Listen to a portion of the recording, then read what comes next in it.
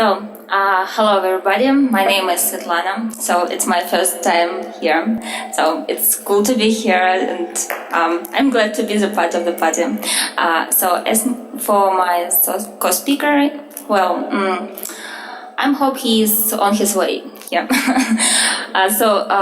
He likes canoeing and I took airplane, he took canoe, and I'm here now and my co-speaker might be in the middle of the ocean.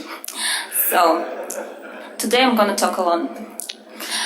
I'm going to talk about the things I'm sure you know well. It's all about shellcodes, 0 days, memory corruption vulnerabilities. We are in 2012 now, so why should we care about shellcodes at all? We all know that it's pretty old technique, told for Web 2.0, told for some cloud stuff, and if I remember everything correctly, such attacks were first published in 1999. Also we can look at some Microsoft security reports about malware propagation, and it says that the number one reason for malware propagation now it's not 0 days. It's surprisingly user unawareness. The role of 0 days is less than 1%. As for endpoint security, it deals well with known malware, and in such circumstance, why should we care about unknown at all? But let's look to the other side of the coin. Yes, memory corruption is still there. We still have a huge bunch of code written in C, programmers still making mistakes, programmers still making vulnerabilities in their code, in their products. And we remember Microsoft report about vulnerability in remote desktop protocol.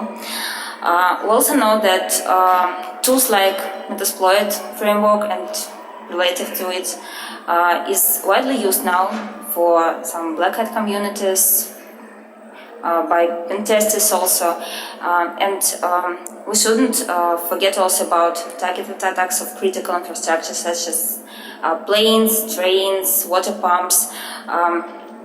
It's really serious, and we should care about it because it can lead to human victims, so it's worth to detect it as fast as possible. And about endpoint security again, it's mostly signature based, and there's nothing to do without 0 days. That's another point of view. That's why I should care about shellcodes. It is CTF competition. During CTF games, teams usually write 0 days with the help of automatic tools such as Metasploit and others, or even manually from scratch. During the process, all game network is full of exploits all the time. If your team is able to detect such exploits and analyze it, you can gather some profit from it. Like you can gather some ideas from other team. You can gather, you can increase your defense level. Another point of view, we all live in digital era, and what is true that we trust almost all fields of our life to digital devices, such as cell phones, laptops, and some other. We trust them, bank accounts, health records, personal and private information. We share it also with social networks, cloud providers.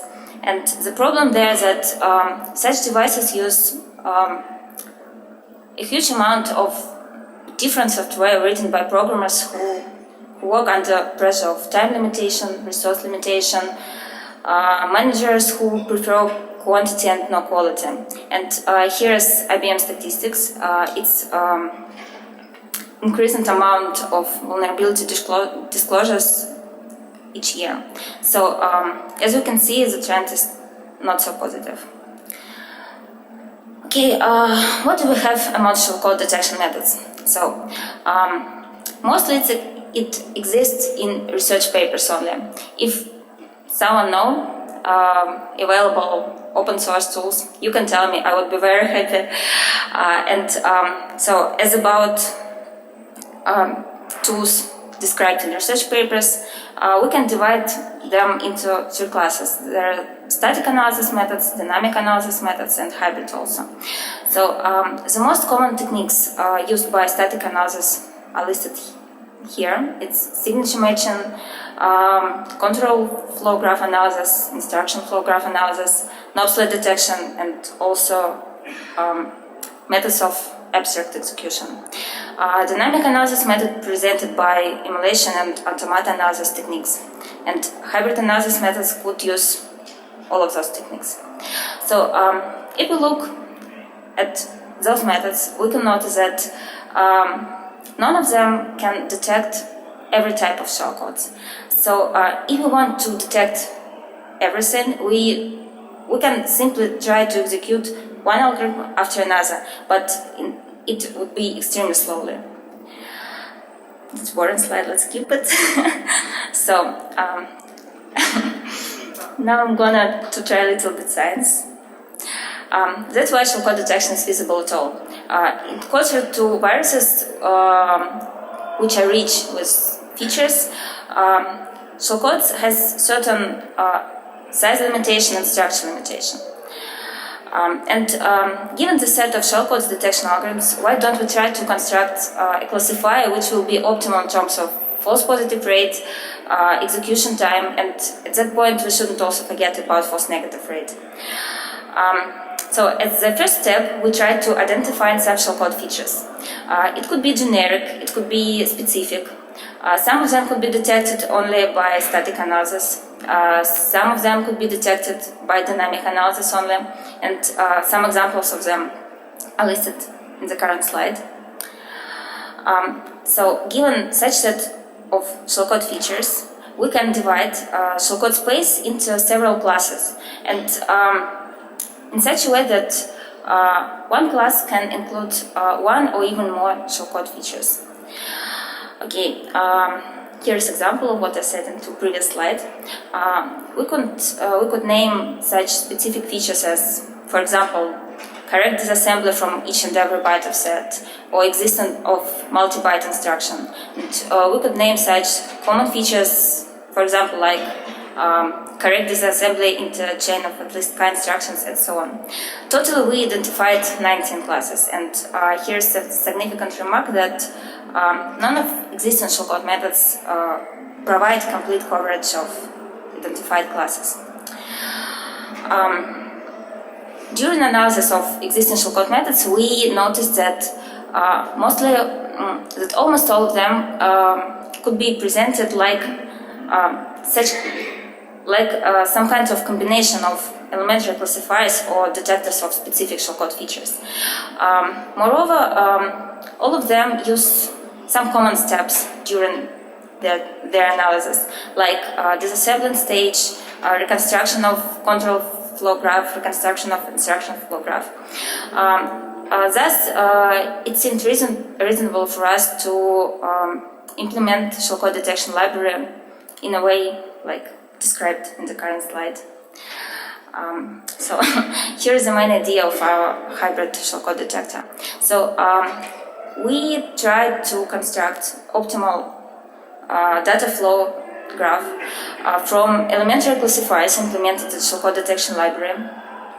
And if some classifier concludes flow to be legitimate, such flow doesn't pass to the other classifiers.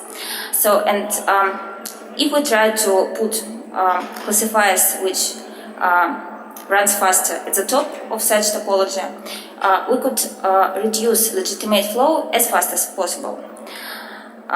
So that's how it works. We are given the set of elementary classifiers, and at the next step we choose from them such classifiers which provides complete coverage of shellcode classes detected by entire set, and which are optimal in terms of false positive rate and execution time. So then we construct a layer of resulting graph and repeats that step. So we end up with decision-making model which analyzes all output from elementary classifiers and concludes the flow to be legitimate or to be malicious. As one of the important goals of that work was to minimize false positive rate, we noticed that we could achieve such goal in simple linear topology when we execute one elementary classifier to another, and there is no flow reducage in such case. And there are evaluation results. We compared our hybrid topology with simple linear topology in 4 different data sets. It was exploit dataset, exploits generated by Metasploit framework.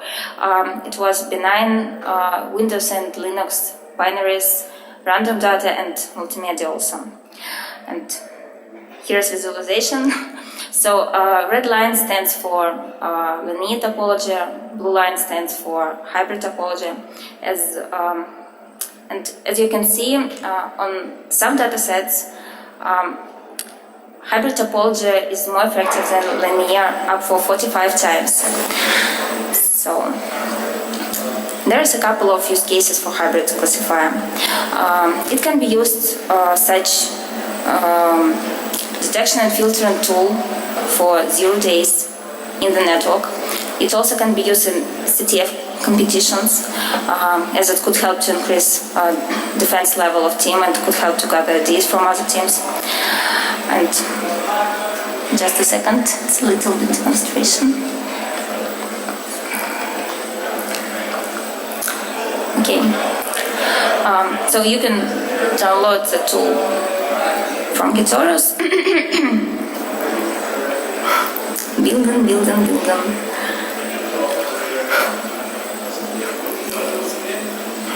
Oh, sorry.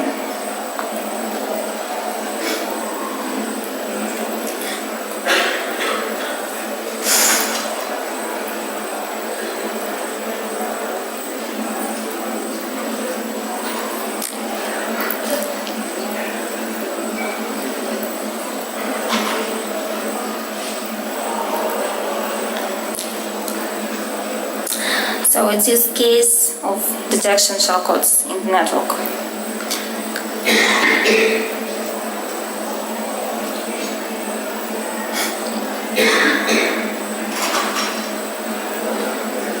So we can see we catch something. In use case of detection shellcodes in the files.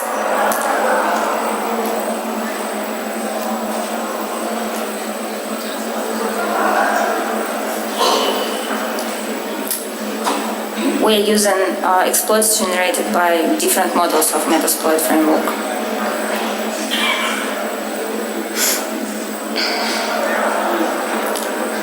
As we can see, we are detecting different classes of shellcodes, like plain shellcodes which contains knob sledge, and also which contains decryption.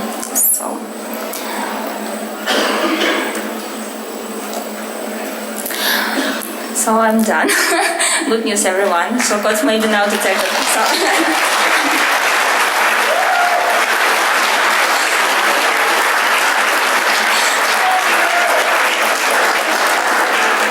So now it can be detected up to 40 times faster than before.